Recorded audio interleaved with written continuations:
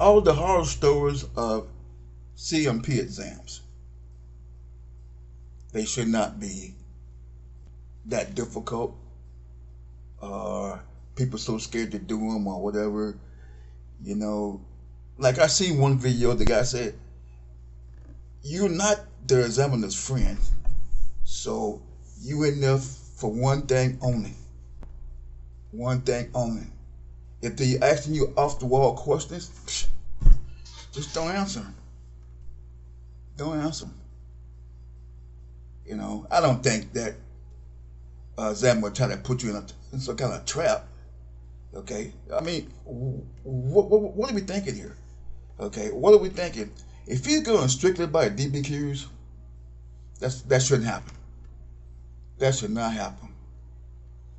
You know, because if he's not following the DBQs, well, he's not doing the job. Now, you don't have to say follow that verbatim. Okay, like if you go to a mental health exam and the guy talking to you, and he asks you certain things, and it's all like almost like a discussion. He can pull some of those things to those questions out of what you guys are talking about. It's like a counseling session. So yes, he can pull some of that stuff out from that.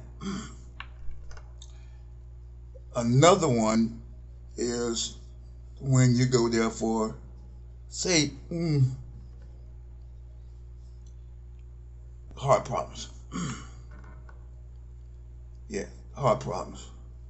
So they're gonna use that little scale thing where 1 to 3 is 100%, and up and so on and so on and so on. You just gotta explain your symptoms at each one. You know, if you get to number 1, that's as far as you can go. Then that's it. You can't go no further. You're not gonna make you do no stupid stress test anymore. That's out. So basically, what I'm saying, if you go there and you don't act a fool or something, then you should be okay. It's not a big deal. They are not the big bad wolf. Woof, woof, woof. They're not the big bad wolf. You just gotta go with the flow. Again, you can answer the questions in a professional way. Don't deviate from it. You don't need to tell a story about it. Just be precise and exact. And you can't go wrong. You cannot go wrong. Now, recently I have done one, have done two, and first one was with a lady about the heart problems, and she was pretty thorough. She had already went through the records, so, and I seen she had the DBQ, up on top of her desk, because she made me sit down next to the desk before she examined me. She had everything right there. And the way she asked me some of the stuff, we were just talking in general. And then after we finished talking in general, before we did the physical exam, she was already checking stuff off. You know? So, and then when we got to, oh, how can you do this? How can you do that? Blah, blah, blah. Told her it was okay. Not a big deal. So I left, and I said, that went pretty well. And then the next one I went to was for the diabetes and the kidney failure.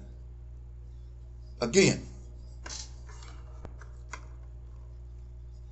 didn't ask too many questions. It's more like a discussion. But I know he had the DBQs there because I seen him going over them once I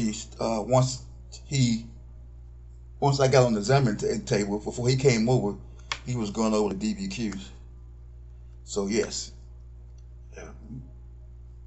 they will have those DBQs. Again, nothing to be afraid of. Nothing to be afraid of. Like a lot of people say, You can go pull those DBQs offline at the VA website and go strictly down at Barbados. Okay? In each case of mine, kidney failure, heart disease, self-explanatory. Very easy.